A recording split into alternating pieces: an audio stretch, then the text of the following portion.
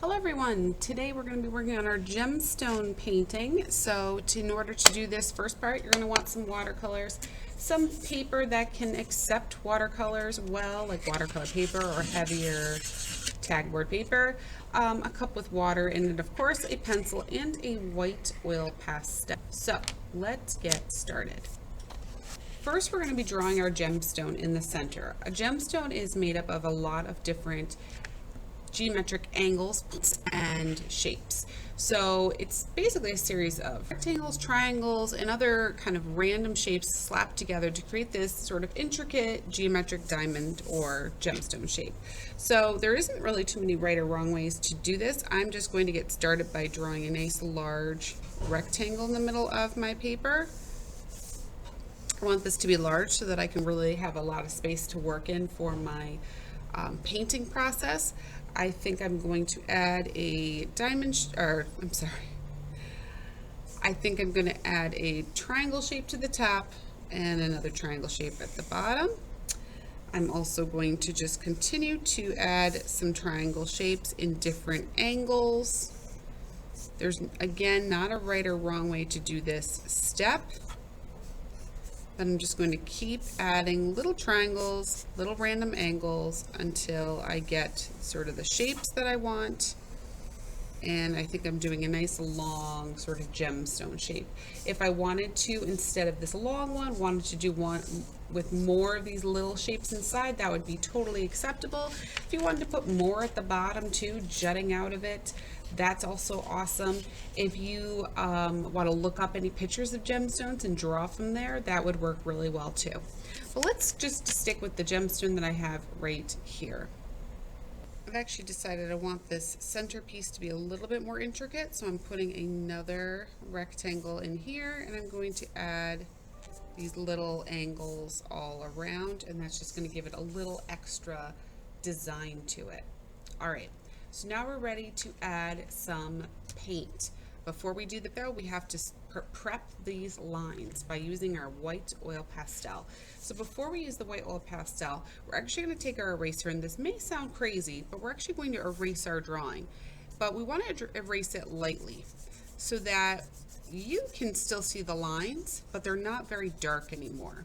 Because once we put the oil pastel on there, if there is a lot of pencil left on your paper, it's going to make your oil pastel look kind of gray and muddy instead of crisp and white like we want it to.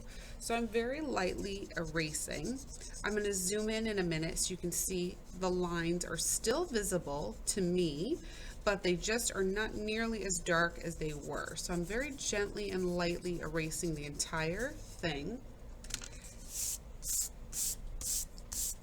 And you might be able to see it a little bit from where you are, but let's zoom in so we can really see a better view. Okay, so hopefully you can sort of see some of these really pale little pencil mark lines. So what I'm going to do is take my oil pastel and draw right on top of where those lines would be. You might not be able to see your oil pastel very well as you're doing this, but this process will be important and will show up once we add the paint.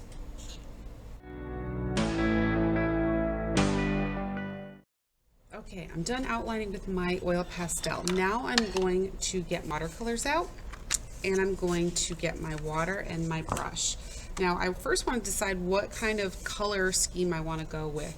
Now, it is not a great idea to use every single color. That is going to make the gemstone too confusing with too many colors. So try to go with a theme. Either choose just one color or choose maybe 2 or 3 that can kind of go together. I think I'm going to do sort of a blue and green combination. I like the idea of maybe a turquoise type of gemstone, or even a green and yellow might look really cool. But I'm going to just start with this idea, I think, first, the blue and the green, and then we'll work from there. All right, so I'm getting my paints wet, and I'm really giving them some time to thicken up because I want to start with a nice dark color and then work my way to a lighter color. Once your paints are mixed, take your first color, and you're going to paint inside each section. Don't worry too much about going over into the other section. That white oil pastel is going to block your paint from getting into the wrong area. So I'm starting by outlining with one color.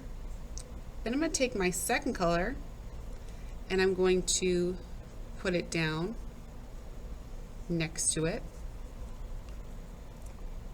And then I'm going to take a brush filled with just water and I'm going to sort of fill in the space. If you end up with too much water in the middle, you can always use a paper towel to dab it. Use your brush kind of like a mop to soak up the excess paint and then dry it off onto your paper towel. And what we want to make sure we're doing is we're keeping the center white or very light.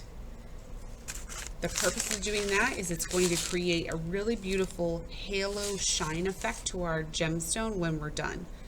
You can continue using the two colors, or at any point you can switch to just using one color and do the same process of outlining the shape that you did and then using just water to draw in a little bit of that extra paint into the center, trying to leave a white space in the center.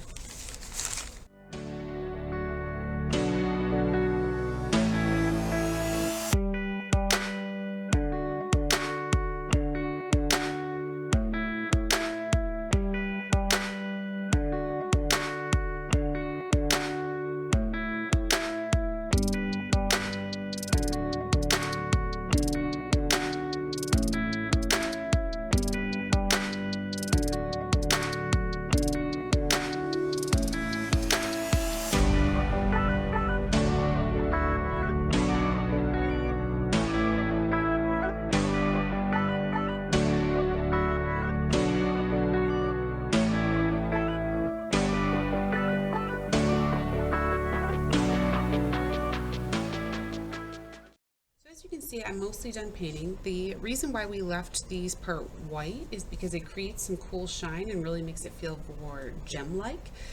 You definitely want to make sure you're lighter in the center, so if you ever need to, you can always get water and just re-wet an area that needs to be lighter, and then use your brush as a mop. Soak up that water and then dry it off. It's a really great technique for lightening up your watercolors. You can also take some darker color and get a little bit on the outline if you feel like you're not getting enough of that halo effect. It could mean you just need to make something a little bit darker. When dark is right next to something light, it really helps make things look like they're popping more. So either work on lightening the center more by using your brush as a mop, or by darkening the outside edge.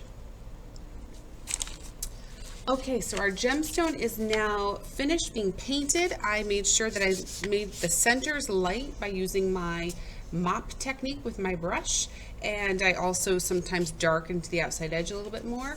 Also made sure that my white oil pastel was really still peeking through. I chose to watercolor outside the lines a little bit, only so I could see the lines of my gemstone a little bit clearer so that I could cut it out really nicely. So we are ready to move on to cutting this out and gluing it onto our background. Now you'll notice in my background I chose to speckle it out a little bit using some white paint to give it sort of a fun outer space galaxy effect. If you're interested in doing that, I'm going to show you how to do that right now. If you are interested in making your background paper a little bit of this really cool galaxy speckle effect, you just need your dark paper and you need some sort of white paint. Might get away with watercolor paint working, but this is actually a tempera paint. And then you're just going to take your finger with your brush and flick it, and it'll create these beautiful spots of texture all over your paper. And it actually dries pretty fast as well, so it can kind of be a quick little thing you can do before you do the step where we're cutting and gluing. But this is just kind of a fun extra design. It works wonderful without it too, but if you're interested in this kind of effect, that's how you do it.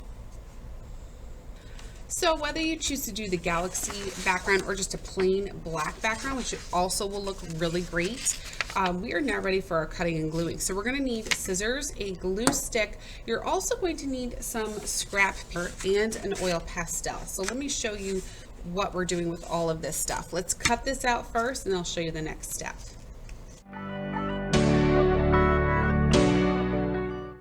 My gemstone is cut out. Now I could just flat out glue it down right now and be done with it, but we're going to do something extra special. We're going to make this gemstone look like it's shining and glowing in this beautiful nighttime sky. So in order to do that, we actually have to trace it in on this paper and then cut it out again. So let's get that done. Now that I have traced the exact same one, I'm going to decide, first of all, where it's going to go.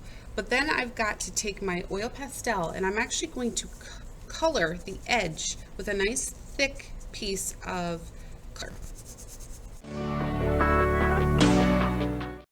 So I put a nice thick color of oil pastel all along the edge. And in addition to this, you're also going to want a piece of paper towel. So wherever I'm going to end up putting this, whether it's tilted or straight on, you have to make that decision right now, because whatever you're going to do, that's where this is going to go. So I think I could do it straight on, but I think I like the idea of it being a little bit tilted. So I think I'm going to tilt my final project. So I'm going to tilt it a little bit just like this, and I'm going to take my paper towel and I'm going to use my thumb to push down on my stencil here to get the pastel to leave the paper and go on to the black background.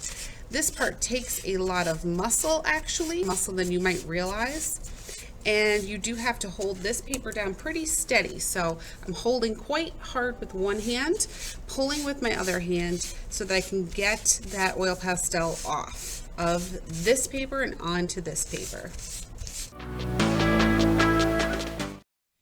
Feel like enough of the white is showing up, then just get some more oil pastel, reapply, and push it off again. Once you're done, peel it away, and you should have this really cool outline where you can clearly see where your picture is going to get glued into. So now I'm going to take this, glue it in place.